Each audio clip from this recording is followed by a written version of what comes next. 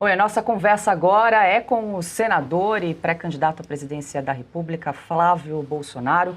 Senador, muito boa noite, seja bem-vindo em Oeste Sem Filtro. Eu quero agradecer muito a gentileza de conversar conosco. Essa entrevista era para ter acontecido na última sexta-feira, mas por questões ali técnicas, né?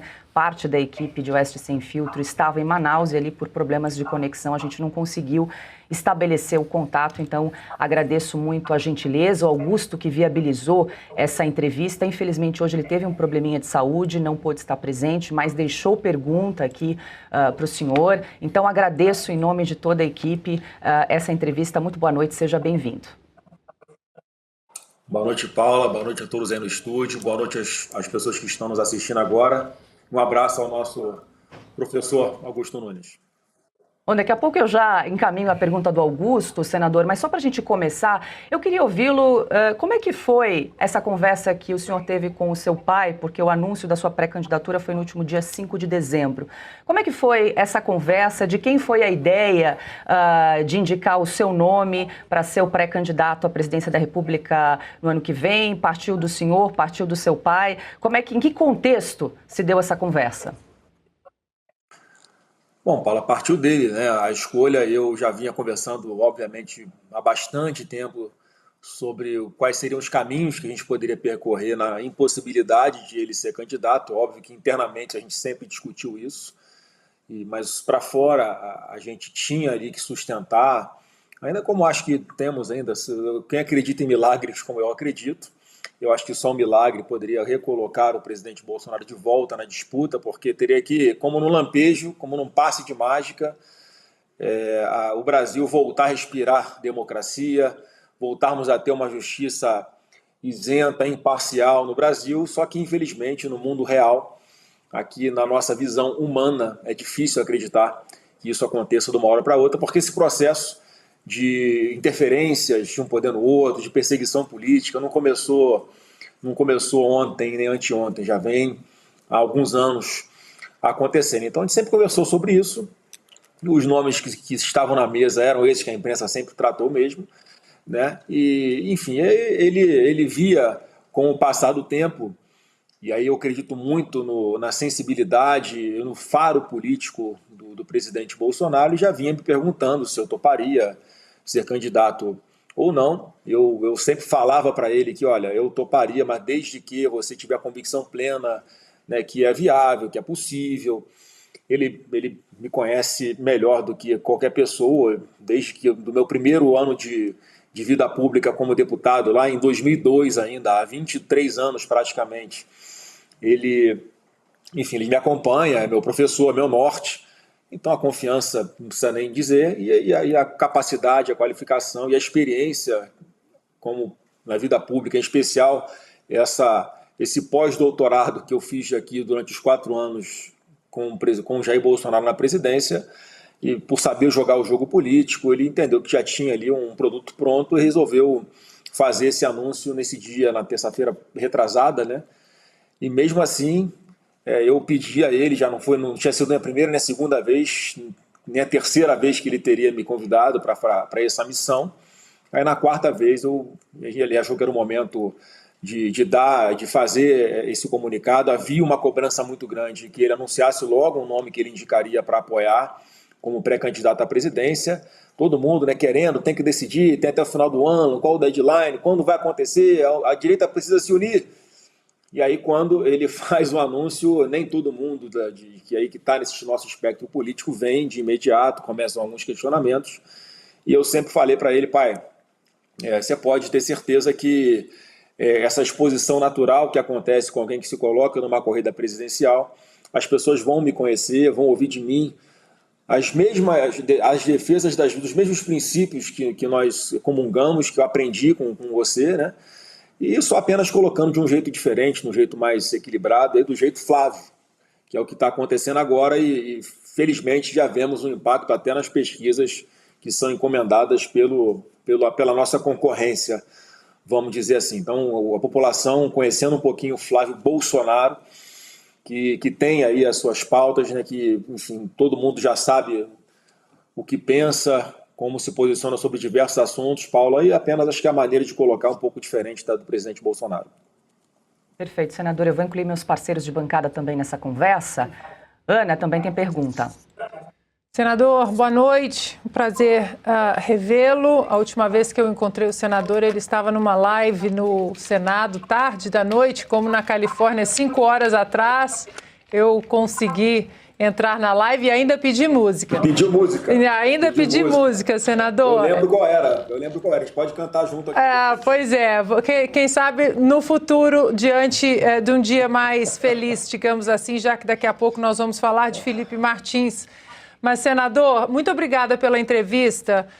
Senador, nós temos visto esse levante da direita no mundo, a Argentina com o Milei, o Chile agora essa semana, o próprio presidente Donald Trump em 2024, uma união de vários setores da direita nesses países.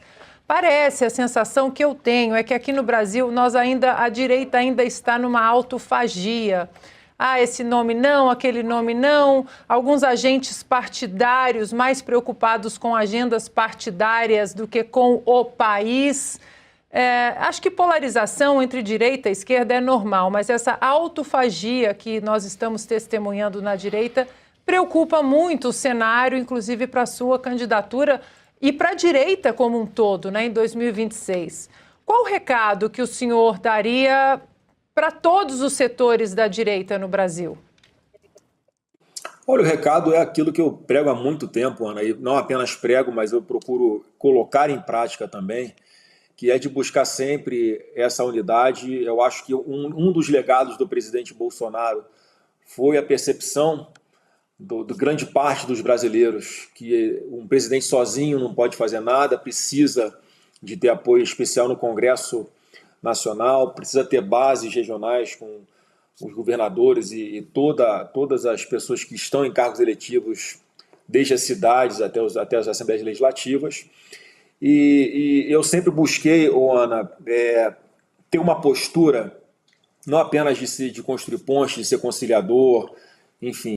Eu sempre tive essa mentalidade de que a partir do momento que eu ataco alguém que eu considero ser do meu espectro político, ou em que determinado momento é adversário do meu adversário, ou é inimigo do meu inimigo, eu sempre busquei preservar, resolver as pequenas diferenças no bastidor.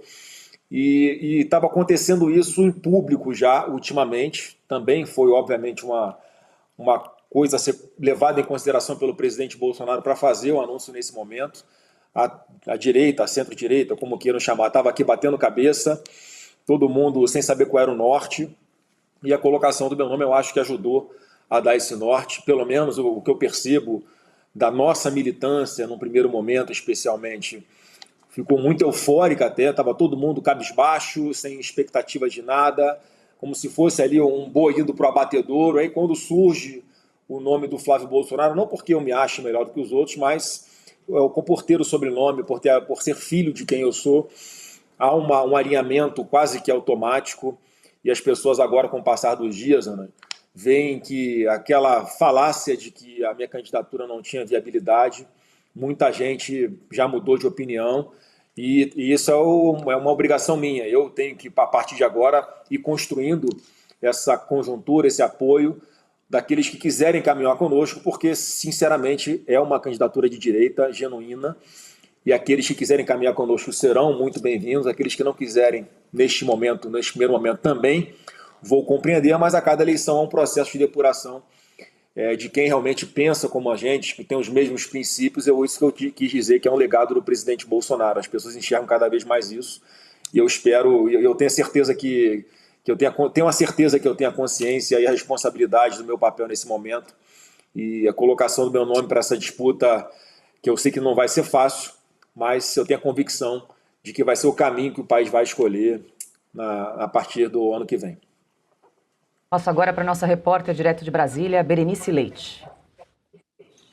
Senador Flávio, boa noite, obrigada mais uma vez por falar conosco. Bom, eu tenho acompanhado aqui desde a indicação do seu pai para que o senhor concorra aí ao pleito presidencial em 2026, que essa indicação mexeu de fato com o tabuleiro político, né? E a imprensa ali já na segunda-feira, a indicação foi na sexta, na segunda-feira a imprensa tentou passar aí, digo a velha mídia, né, o consórcio, passar uma imagem de que o senhor estaria ali isolado politicamente, de que não seria recebido pelos principais presidentes de partidos de centro, o que não aconteceu, né? Logo à noite, mais à noite, essas agendas foram conciliadas, tivemos esse jantar na sua casa. E eu queria saber como é que está esse clima agora de negociações com esses partidos. Ainda ontem, Ricardo Nunes, prefeito de São Paulo, manifestou apoio à sua candidatura. A gente lembra que São Paulo é o principal colégio eleitoral do país. Então, gostaria de saber como é que tem sido esse clima, né, de apoiamento com os partidos de centro, já que nesse jantar estavam ali especificamente Ciro Nogueira, do PP, e o Rueda, do União Brasil. Então, traga para a nossa audiência a importância de consolidar esses apoios, principalmente ali chegando no segundo turno, na reta final das eleições. Venice, eu reconheço que muita gente estava especificando o nome do Tarcísio, não do Flávio Bolsonaro. Então, no primeiro momento, teve aquela bateção de cabeça, né, de algo que não estava sendo de fato esperado, eu reconheço isso. Apesar de o meu nome estivesse sendo colocado com alguma frequência também como uma possibilidade, né, mas vamos dizer assim, nessa bolsa de apostas era o mais improvável, né? Então, assim que acontecem as conversas, isso não é uma coisa que não dá para você pedir sigilo, né, pedir reserva, porque as pessoas vão se falando. Então, no mesmo dia que eu conversei com o Tarcísio, foi a primeira pessoa que eu procurei para conversar. Tinha conversado com meu pai na terça-feira, naqueles 30 minutos semanais, né, que eu tenho direito a conversar com o próprio pai. Mas na sexta-feira fui conversar primeiramente com ele, a conversa foi boa, e a partir dali eu comecei a fazer os contatos que precisava para tentar minimizar os impactos de lideranças políticas serem pegas de surpresa. Obviamente não deu tempo muito de falar com todo mundo. Então esse jantar na minha casa foi ali mais para reafirmar que tinha sido uma decisão consciente, que ele já me conhecia. O primeiro partido foi o PP, né, que antigamente era o PPB, presidido pelo Francisco Dornelles. Eu já fui do Republicanos quando eu saí do Patriota. Eu fui eleito pelo PSL, que hoje é a União Brasil. Então, esses partidos de centro-direita sempre tive uma excepcional relação com todos eles, com seus presidentes, com os dirigentes. Então, as pessoas aqui em Brasília conhecem qual é o meu perfil, que eu sou um político, eu gosto de fazer política, eu conheço o jogo do poder aqui em Brasília. E, enfim, eu tenho as minhas convicções, que todos eles sabem quais são. Então, não tem dificuldade quanto ao meu perfil. Então, nesse momento, eu falo que eu acredito que agora já tem estabilizado a candidatura.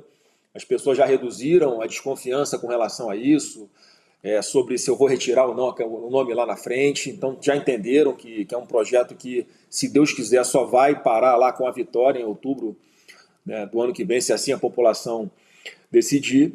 Então, agora eu não estou pressionando nada, eu estou esperando os partidos fazerem as análises de cenários nos seus estados, porque cada estado é uma realidade diferente. Tem estado que é muito bom, tá, com um candidato a presidente, Flávio Bolsonaro, tem estado que não é tão bom assim, e eu entendo essa realidade. Então, os partidos vão fazer as pesquisas, vão fazer as suas sondagens, a gente vai continuar conversando, e, enfim, mais para frente, mais ali para março, e começo de abril, que é a data limite para desincompatibilização de alguns pré-candidatos que estão hoje no exercício do mandato no Poder Executivo, para caso queiram disputar outros cargos eletivos, eles precisam sair desses cargos que ocupam hoje.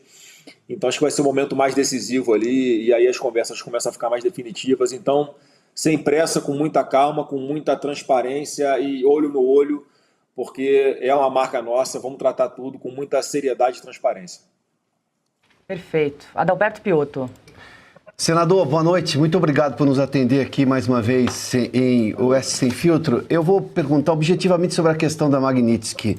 Na sexta-feira, o senhor deu uma declaração dizendo que seria um gesto gigantesco de Trump pela anistia. O Senado vai analisar esse assunto. Agora, é claro que isso trouxe um ingrediente a mais para a eleição do ano que vem, em que o senhor é pré-candidato, está explicando, inclusive, todas as razões para a presidência da República. Como é que o senhor avalia agora este momento do Supremo, que sim, que teve uma participação imensa na última eleição, o senhor sabe disso, e agora com esse recuo americano em relação a Magnitsky, sobre Alexandre de Moraes, que foi presidente do TSE à época, em algum momento pode ter alguma influência nesse momento. Qual o peso dessa decisão americana na política brasileira, na sua opinião, e como é que o senhor vai lidar com esse tema? Olha, Piotr, mais uma vez, é um assunto que não estava no nosso controle. O papel do Eduardo lá era levar as informações, enfim, mostrar o que estava acontecendo aqui no Brasil. A inteligência americana é a melhor do mundo, eles sabem exatamente o que acontece aqui em tempo real, sabem fazer as suas análises de cenário e entenderam por bem sancionar naquele momento o Alexandre de Moraes. E a realidade, Piotr, é que ninguém sabe o que é que foi colocado na mesa nessa negociação, o que eu acho muito estranho, que se fosse algo bom para eleitoralmente, né, para a imagem do Lula, ele já teria dito, já teria falado, olha, foi isso aqui que foi o nosso acordo, é assim que a gente vai fazer, retirou o Magnitsky por causa disso. Então, na realidade, a gente tem que aguardar para fazer uma análise de qual vai ser o impacto disso, porque foi assim, o governo americano tirando praticamente tudo que tinha na mesa. Eu gostaria que eles tivessem tirado junto também as sobretaxas aos produtos brasileiros que são exportados lá para os Estados Unidos. O que eu achei mais sem lógica nisso tudo foi isso, mas é um instrumento de negociação que ele tem usado com o mundo inteiro, as tarifas, né? E elas permaneceram. Quer dizer, agora a gente está no momento que estamos no escuro ainda, mas está no momento de o governo brasileiro fazer alguma coisa que a gente não sabe o que é, em qual nível qual o impacto disso, para que na sequência o governo americano volte a analisar a retirada dessas sobretaxas, que ainda tem sobre praticamente um pouquinho menos da metade dos produtos brasileiros, ainda estão com a sobretaxa de 40% nas exportações para os Estados Unidos. Então, de verdade, Piotr, a gente tem que aguardar. Tem que aguardar. Eu sei que houve um impacto eleitoral, isso foi explorado com as narrativas, dando uma sobrevida para o atual governo, que não tem nada de bom para apresentar, então ficava aqui com um discurso mentiroso de defesa da soberania, enquanto a nossa soberania é atacada a todo momento por narcoterroristas e o governo federal não faz absolutamente nada, ainda faz gestos para o lado ruim, ao dizer que os traficantes são vítimas dos usuários de drogas, quer dizer, votando contra o endurecimento de diversas medidas penais que foram apreciadas pelo Congresso, a base do governo votando contra o endurecimento dessa legislação penal. Então a gente vai ter que aguardar, porque agora eu acredito, eu acho que até a Ana tem uma análise mais perto da realidade do que eu tenho aqui, mas está no momento do Brasil fazer algum movimento. A gente tem que esperar qual vai ser esse movimento. E mais uma vez, se fosse bom eleitoralmente para o Lula, ele já teria dado publicidade para isso. Então vamos ver se vai ter coragem de dar esse passo e qual seria a reação do governo americano caso o governo brasileiro não cumpra com a sua parte nesse acordo, seja ele qual tenha sido. Senador, se me permite, quero mudar um pouquinho de assunto, antes de trazer a pergunta do Augusto, mas queria saber como está o estado de saúde do seu pai, o ex-presidente Jair Bolsonaro. O senhor visitou Bolsonaro hoje na Superintendência da Polícia Federal. Parece que ele vai passar por uma perícia, né, que vai ser realizada por uma equipe médica da Polícia Federal, por determinação do ministro Alexandre de Moraes, para verificar aí a necessidade de realização de uma nova cirurgia para retirada aí de uma hérnia, né? Então, queria ouvir como é que está a situação do seu pai nesse momento. Paulo, isso tudo é uma aberração que está acontecendo. O médico no país inteiro sempre teve autonomia, independência. Ele, na verdade, é a pessoa que pode falar se o seu paciente tem que fazer alguma cirurgia ou não. E o presidente Bolsonaro é assistido por médicos referência em todo o Brasil, do Hospital Albert Einstein, que indicaram a necessidade de uma cirurgia de 2 hérnias que ele tem, que foram descobertas, inclusive, depois dessa perícia, né, determinada pelo Alexandre de Moraes. Então o médico fala, olha, o Jair Bolsonaro precisa fazer uma cirurgia de hérnia, que ele tem uma hérnia inguinal aqui na perna direita. Ao invés de autorizar a cirurgia, o Alexandre de Moraes simplesmente diz que, olha, não, vamos ver se é isso mesmo. Nunca tinha visto um médico ser desautorizado dessa forma, na sua autoridade, no seu preparo e no seu diploma. Manda-se um perito para lá, alguém para fazer o exame de imagem nele, e constata que ele não só tem de verdade essa hérnia na perna direita, como também tem na mesma posição praticamente, na região pubiana aqui, esquerda. E qual o problema disso? Esse tipo de cirurgia que ele precisa fazer, eu não sou médico, mas vou tentar explicar. O que é uma hérnia? O intestino, ele vai pressionando alguma abertura que tem entre os músculos aqui na região pubiana, e se essa parte do intestino começar a avançar muito para fora, ela pode ficar estrangulada por essa fresta na musculatura dele, ou seja, pode estrangular o fluxo intestinal dele. E aí ele ser obrigado, aí sim, a fazer uma nova cirurgia muito mais grave, de abrir novamente todo o abdômen. Então, quando há uma indicação para que com urgência se faça cirurgia, para evitar que se chegue nesse ponto, porque na atual gravidade dessa hérnia, você consegue fazer uma cirurgia muito mais simples.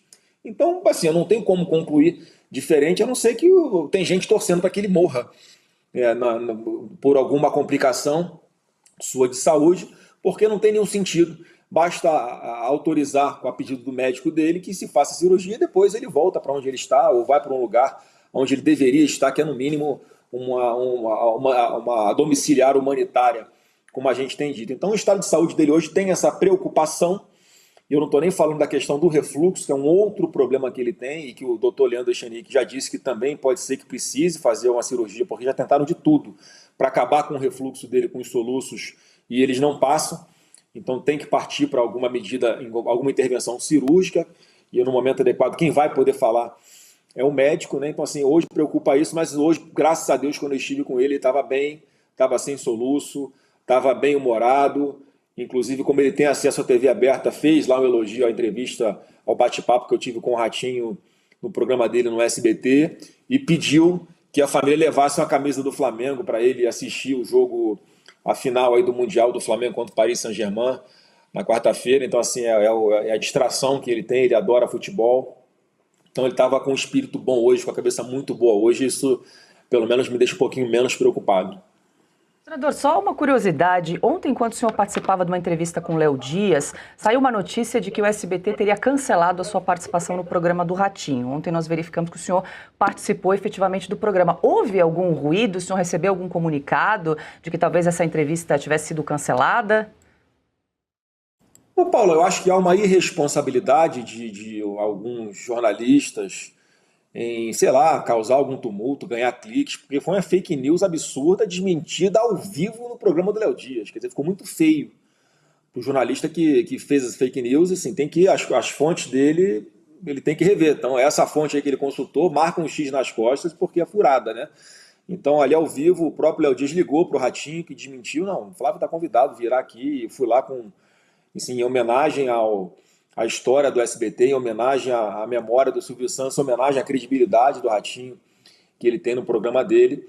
E, enfim, foi uma conversa, né, bem bacana e, enfim, você vê como é que alguns veículos de comunicação se apressam, se assodam em criar alguns fatos, inventarem alguns fatos, esses sim fake news, para, sei lá, causar algum tumulto. Eu, de verdade, eu não sei o que é que ganha um jornalista, um repórter, que faz uma fake news como essa que vai ser desmentida logo na sequência. O que ganhou com isso? Nada. Eu não vi nenhuma retratação por parte do veículo ou do jornalista que publicou essa mentira, seja confiando na fonte ruim dele, ou seja, da cabeça dele que ele inventou isso.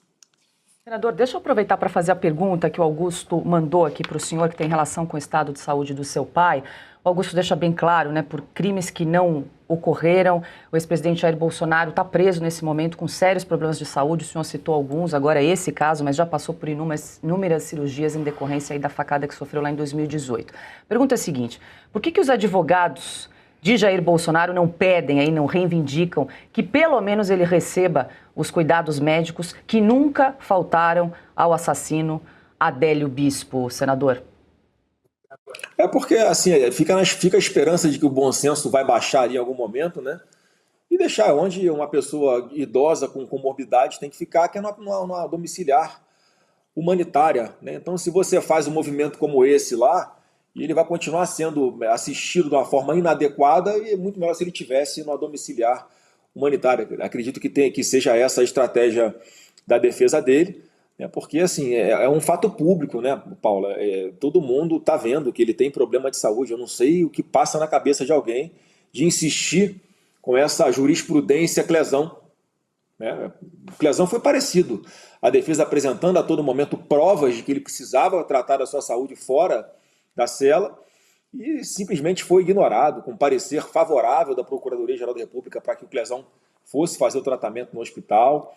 Enfim, isso é um ministro do Supremo Tribunal Federal brincando com a vida de um ser humano. Né? E se acontecer alguma coisa, vai fazer o quê? Vai pedir desculpas? Vai ser tarde demais. Perfeito. Eu vou passar agora para o Carlo Cauti, que também tem pergunta para o senador Flávio Bolsonaro. Senador, muito boa noite, obrigado por estar conosco. Senador, queria aí perguntar sobre justamente o Supremo, né, que está levando adiante essa jurisprudência Clesão. O Supremo Tribunal Federal, durante o governo do seu pai, atuou de forma, no mínimo, ilegítima em vários casos, tentou atrapalhar de todas as formas e agora também condenou seu pai antes à inelegibilidade, no caso do TSE, formado membros do Supremo, e agora também a prisão. O senhor não acha que o Supremo, ou pelo menos alguns ministros do Supremo, vão tentar atrapalhar, vão tentar impedir a sua candidatura, eventualmente nos próximos meses? Olha, Calil, é um risco, né, no atual momento que nós vivemos, de democracia relativa, é um risco.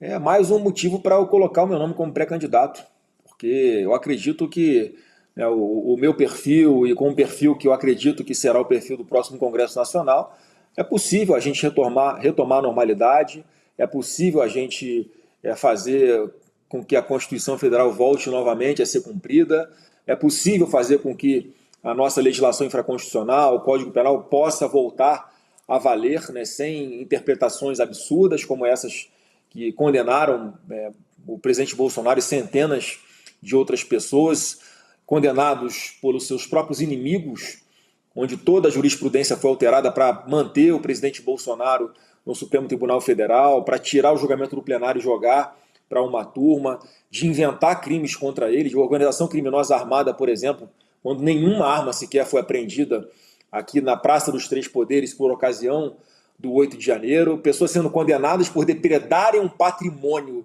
mesmo estando a milhares de quilômetros de distância daqui, como o presidente Bolsonaro, que se encontrava nos Estados Unidos, organização criminosa onde as pessoas não se conhecem, ou seja, não tem nenhuma organização, nenhum vínculo, quer dizer, tudo errado. Então eu tenho a convicção, Claudio, que em algum momento esse assunto vai ser revisto aqui no Brasil, e o único caminho que eu vejo é pela política. Estamos com mais de 70 mil telas acompanhando a entrevista com o senador Flávio Bolsonaro. Berenice Leite. Senador, queria falar sobre esse texto da dosimetria, né, que prevê redução de penas, progressão de regime e que deve ser agora avaliado aí no Senado Federal. Porque lá na Câmara, no dia da votação, o que os parlamentares da oposição disseram é que o ex-presidente Jair Bolsonaro havia dado o aval para que eles aprovassem esse texto, mesmo não sendo o texto ideal. E eu queria confirmar isso com o senhor, porque acompanhei algumas entrevistas, o senhor chegou a falar que não tinha acompanhado o que tinha sido acertado, então eu queria saber de você mesmo, se houve essa indicação e se o ex-presidente Jair Bolsonaro agora tem ciência do texto que foi aprovado, como é que o senhor vai se posicionar a partir de agora? Vai votar favorável? Quais são suas considerações? Berenice, o Bolsonaro é um cara tão fora da curva que ele fez isso, ele falou, ele deu essa autorização, né? Olha, nesse momento eu entendo como é que está a conjuntura. Todos nós somos favoráveis a essa anistia ampla, geral e restrita, enfim, pessoas condenadas por crimes que não cometeram, condenadas pelos seus inimigos, mas como eu sei que o que eles querem, eles querem me deixar fora de combate, eu vou ficar, pelo menos ter um alento aqui, se as pessoas como a Débora do Batom puderem voltar ao convívio dos seus familiares, ainda que no regime de semi-liberdade. Isso para mim é importante, eu fico aqui agoniado, coração apertado com o que as pessoas estão passando sem terem feito absolutamente nada, então vamos pegar isso, vamos aprovar isso e depois a gente vê como é que fica para frente, eu vou segurando o tranco aqui. Foram essas as palavras dele para mim, Berenice.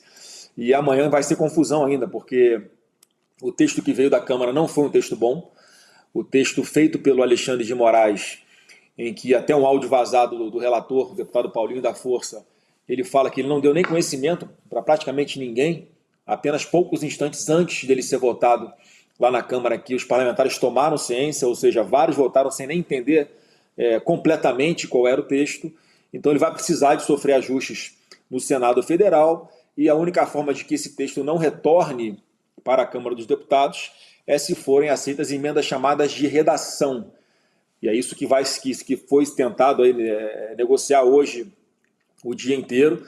Então está prevista para amanhã, às 9 da manhã, uma sessão na Comissão de Constituição e Justiça do Senado, onde o senador Espírito Amin vai apresentar o seu relatório, acredito eu, propondo essas emendas de redação, e ali vai ser a construção política para que esse texto seja aprovado tanto na CCJ como na sequência no Senado, no plenário do Senado Federal também. E é um texto que basicamente vai reduzir um pouco as penas das pessoas, mas pelos critérios que estão sendo colocados ali, quem foi condenado ali em torno de 16, 17 anos para baixo vai conseguir pelo menos ir para um regime semiaberto, como é o caso da Débora do Batom. Então o Bolsonaro, mais uma vez, dando um gesto, do meu ponto de vista, heróico, abrindo mão ali, colocando em segundo plano o seu próprio interesse, pensando mais uma vez nas pessoas, no bem-estar dessas famílias.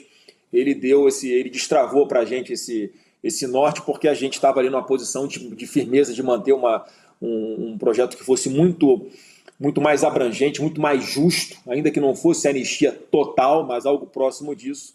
Mas o cenário político, infelizmente, não está permitindo que nós avancemos mais do que isso. Então vamos um passo de cada vez. Eu espero que amanhã a gente consiga aprovar esse projeto, ainda que com uma redação muito ruim que veio da Câmara.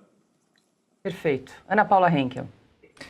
Senador, foi noticiado que o senhor esteve com o ex-ministro do presidente Jair Bolsonaro, Paulo Guedes. Nós sabemos que nossa economia anda muito enfraquecida, combalida, sofrendo, né, por este atual governo. E eu não me lembro em qual entrevista ontem o senhor deu uma resposta bastante interessante, que é inclusive um dos pilares do próprio Partido Republicano nos Estados Unidos, que é você ajudar as pessoas a sair, a depender cada vez menos do Bolsa Família. Você não corta de repente, né, de uma vez, mas você ajuda e produz um cenário para que essas pessoas tenham dignidade, tenham emprego. Então, na verdade, são duas perguntas em uma. A primeira é se o senhor pretende convidar o ministro Paulo Guedes, o ex-ministro Paulo Guedes, ou alguém da linhagem do Paulo Guedes para compor um possível governo. E gostaria que o senhor especificasse mais sobre essa resposta que o senhor deu ontem sobre o Bolsa Família e esse cenário de oportunidades para os brasileiros. Bom, eu falo com o professor Paulo Guedes sempre que eu tenho alguma dúvida na parte da economia. Ele é, para mim, uma grande referência. Foi uma das coisas que deram muito certo no governo do presidente Bolsonaro. E foi coincidência, porque eu tinha falado com ele num determinado dia, não estava na mesa essa questão de eu ser pré-candidato à presidência ou não. Então, eu estava batendo um papo de verdade sobre economia e tal. E aí, uma parte da imprensa começou a dizer que o Flávio Bolsonaro conversa com Paulo Guedes antes de lançar o seu nome à pré-candidatura da presidência, dando a entender que ele estava já comigo embarcado nesse projeto.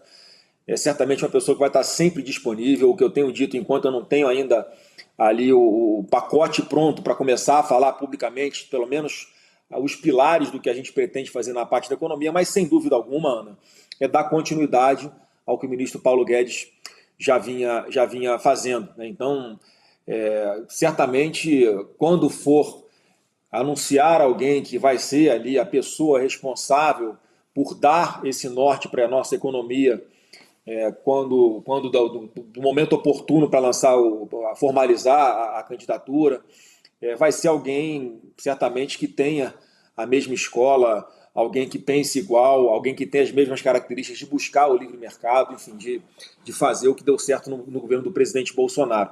E com relação ao Bolsa Família, por que o presidente Bolsonaro conseguiu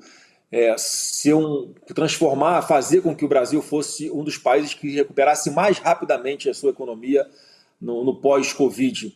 Porque ele teve uma administração com responsabilidade fiscal, com pessoas preparadas, com autonomia para fazer esse trabalho na nossa parte econômica. Então, ele pôde pegar um Bolsa Família, que era em média R$190. Algumas pessoas, Ana, chegavam a ganhar R$50 por mês só. E botou ali um piso mínimo de R$600, Quer dizer, ele realmente abraçou essas pessoas que não tinham condições de trabalhar, o Brasil passou por lockdown, aquela maluquice toda, né?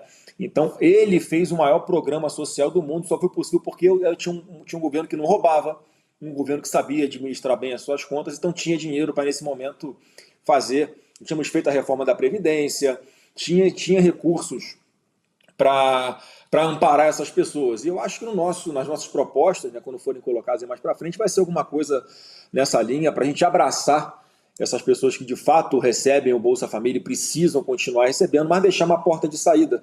Porque como é que foi no governo do presidente Bolsonaro? Ele pagava a pessoa que estava no Bolsa Família, conseguia um emprego com carteira assinada, ela continuava ganhando ali R$200 por até 2 anos, até que ela se estabilizasse no emprego. Quer dizer, o presidente Bolsonaro premiava as pessoas que estavam no Bolsa Família e conseguiam um lugar no mercado de trabalho. E esse que é o caminho, porque o atual governo ele tem essa outra mentalidade, de deixar as pessoas cada vez mais dependentes do Estado. E é uma coisa que é um sonho meu, é fazer com que as pessoas não dependam de político nenhum para poderem levar dignidade para dentro das suas casas. Bom, estamos com mais de 74 mil aparelhos conectados, acompanhando essa entrevista com o senador Flávio Bolsonaro. Adalberto Piotto tem mais pergunta? Senador, permita-me entrar novamente na questão de apoio, até porque uma campanha presidencial, ela carece de apoio, o senhor sabe disso. Eu vou fazer aqui um combo, tá? Tanto internacional quanto local. O senhor teve recentemente na Faria Lima, inclusive ao lado, acompanhando o senhor, estava o senador Rogério Marinho, ex-ministro, inclusive, do presidente Bolsonaro. O senhor falou já do Paulo Guedes na pergunta que a Ana mencionou. A Faria Lima não esconde de ninguém que o candidato preferencial dela, embora o governador Tarcísio nunca tenha formalizado, inclusive, esse desejo, mas que o candidato preferencial dela seria o governador Tarcísio de Freitas. Daí eu vou lhe perguntar 2 coisas. Do ponto de vista local, com todos esses partidos que o senhor tem conversado, o senhor tem deixado claro que a sua candidatura vai até o fim, é difícil imaginar que eles vão apoiar o presidente Lula, até porque eles têm ouvido os prefeitos e há uma resistência muito grande ao presidente Lula. Mas uma coisa é a dificuldade inicial. O senhor está vendo esses partidos realmente abraçarem a sua candidatura e até defender o senhor? Porque uma vez que o senhor entre na mira como um candidato que vai até o final, obviamente que haverá críticas e haverá todo tipo de notícia para acusá-lo, buscando coisas do passado e por aí vai. E do ponto de vista internacional, há uma mudança no continente muito clara. O senhor pretende conversar, por exemplo, com o Milei, ou mesmo agora o presidente recém-eleito, agora que ganhou no Chile, o Casti, ou mesmo qualquer outro ícone dessa direita latino-americana que está mudando, obviamente, os ares do continente? O senhor pretende fazer esse combo maior, até para se projetar, tanto nacional quanto internacionalmente, nesse período de pré-candidatura? Sim, Piotto, já tenho conversado muito com meu irmão, com o Eduardo Bolsonaro, que para mim é uma pessoa que tem essa respeitabilidade, essa credibilidade, não só nos Estados Unidos, mas aqui na América Latina, no Oriente Médio. Então a gente está conversando já para organizar essas agendas. Eu pretendo estar com essas lideranças de direita em vários locais do mundo para mostrar essa unidade, saberem que aqui no Brasil também há, pelo menos até o momento, já uma pré-candidatura colocada que é de direita, assim como a dessas pessoas que a gente pretende conversar. E eu acho que isso é importante, não tem como dizer que o Milei não é inspirador para a gente aqui. Ele pegou a Argentina num cenário de terra arrasada, inflação altíssima, desemprego alto, criminalidade alta, e em 4 anos tomando as medidas, comunicando bem para o povo as medidas que estavam sendo tomadas, explicando que seriam medidas duras, mas que no final, após elas começarem a se concretizar, o povo argentino veria os avanços que aconteceriam, como estão acontecendo.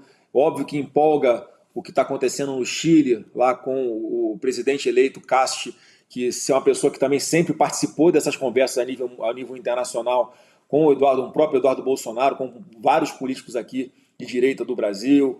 O que a gente tem que buscar de inspiração em Israel, no próprio Estados Unidos. Então eu pretendo fazer sim essa rodada, talvez ali no final de janeiro, começo de fevereiro, para, enfim, a gente buscar essa unidade internacional que para mim é muito importante. Eu tenho a convicção de que aqui na América Latina a gente tem tudo para marcar mais um país, transformar de vermelho para azul nesse mapa de países que estão buscando o caminho da prosperidade e não o caminho das trevas com a extrema esquerda. Quer complementar, Piotr, rapidamente? Senador, só por gentileza, o senhor poderia voltar ao tema da Faria Lima, daquele encontro que o senhor teve, e como é que o senhor quer conversar com esse pessoal, sobretudo do mundo econômico da Faria Lima, nesse encontro que o senhor teve, inclusive a companhia do Rogério Marinho? Ô Piotr, na verdade ali o objetivo foi mais eles ouvirem de mim que era uma candidatura muito pensada, muito estruturada e que é irreversível, porque começou essa desconfiança com relação ao meu nome e tal. Então, o primeiro momento era para mostrar isso. Eu sei que eles estavam ali precificados, né? Estavam ali comprados, como diz no mercado financeiro, com o nome do Tarcísio. Quando vem o anúncio do meu nome, tem aquele impacto na bolsa, no dólar, mas não é por causa do Flávio Bolsonaro. É por causa do medo que todos têm do Lula, é por causa da consciência que todos têm de que o Brasil não aguenta mais 4 anos de PT, e na cabeça deles ali o Tarcísio era o candidato mais indicado para derrotar, ou pelo menos as pesquisas até o momento diziam que era o mais competitivo para derrotar o Lula. Então ali foi uma conversa mais para a gente fazer uma análise de cenário. Eu falei da minha análise da importância de ter um palanque como o do Tarcísio como candidato a governador do estado de São Paulo, um governador que faz um trabalho fenomenal, que tem uma boa avaliação, uma pessoa preparada, então seria importante ter essa base ali. Qualquer pré-candidato à presidência sonha em ter um Tarcísio para subir no palanque no estado, ainda mais no maior colégio eleitoral do Brasil, que é São Paulo. Então foi a conversa nesse nível para começar a quebrar essa desconfiança. Eu acho que hoje todos já entendem que é uma posição consolidada, uma posição muito, mas muito viável, né, como as próprias pesquisas estão mostrando. Hoje parece que saiu uma pesquisa da Quest. Eu sou sempre um pouco cético com alguns institutos, porque claramente ali eu entendo que ou a metodologia é errada ou tem algum outro viés não republicano. Então a própria Quest já mostra ali como em poucos dias as pessoas, conhecendo um pouquinho do Flávio Bolsonaro, já sentem um pouco mais de confiança e entendem que eu sou uma pessoa que estou há 23 anos na política e tenho muito a colaborar com esse país, e com o passar do tempo, com essa exposição natural que acontece, explicando quais são os caminhos que nós queremos mostrar para o Brasil voltar a respirar prosperidade, essa desconfiança vai acabando. Então a gente está no momento aí, eu acho, de começar a repensar todo o cenário. O mercado financeiro vai chegar à conclusão de que é importante todos juntos remarmos aí, né, para evitar que o Brasil pule de um precipício sem paraquedas com o atual governo.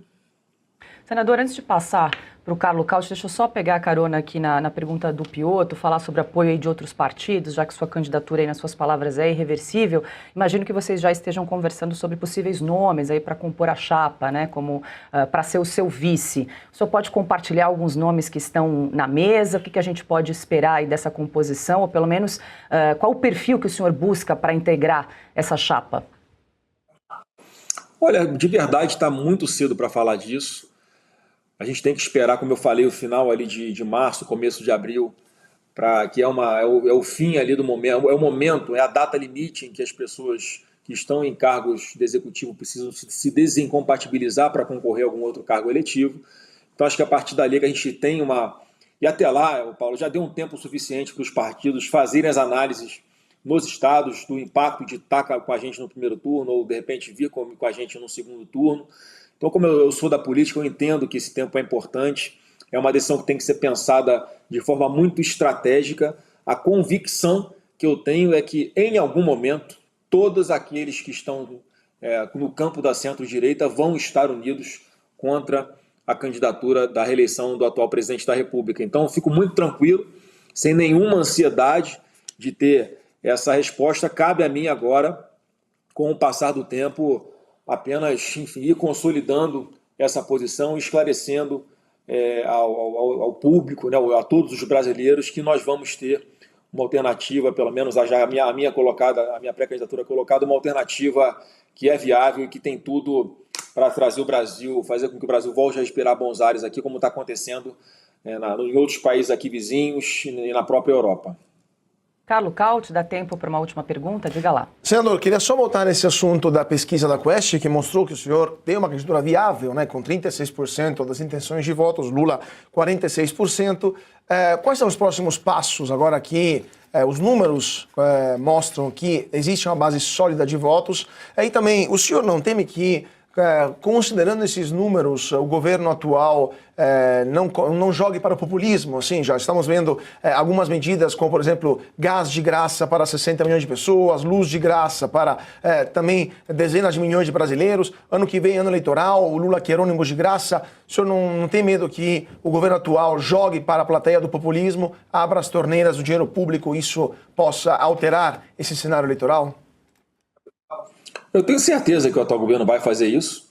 Vamos ver se o TSE e o Supremo vão ser tão rigorosos com o Lula como foram com o presidente Bolsonaro, né? Se você se lembrar que na pandemia o presidente Bolsonaro zerou os impostos federais sobre gasolina, sobre diesel, sobre etanol, e veio uma canetada dizendo que não podia ser feito daquela forma que o presidente estava fazendo e tinha que, enfim, inventar alguma outra coisa, porque as pessoas simplesmente não iam ter condições de abastecer os seus veículos, aqueles ribeirinhos não iam conseguir colocar gasolina no tanquezinho do seu motor de polpa para poder navegar pelos rios lá da região amazônica. Então o Bolsonaro, em função da pandemia, fez isso e isso foi interpretado em um determinado momento como sendo algo que tinha sido feito para fins eleitorais, quando a gente sabe que não foi. Vamos ver como é que os órgãos, os tribunais superiores vão se colocar com relação a isso. Eu espero que deem o mesmo tratamento que deram para o presidente Bolsonaro. Agora, qual é a minha estratégia? É falar a verdade. Eu tenho a convicção de que as pessoas que recebem o Bolsa Família, a grande maioria delas precisa ser abraçadas e elas têm que ter uma expectativa de parar de depender disso.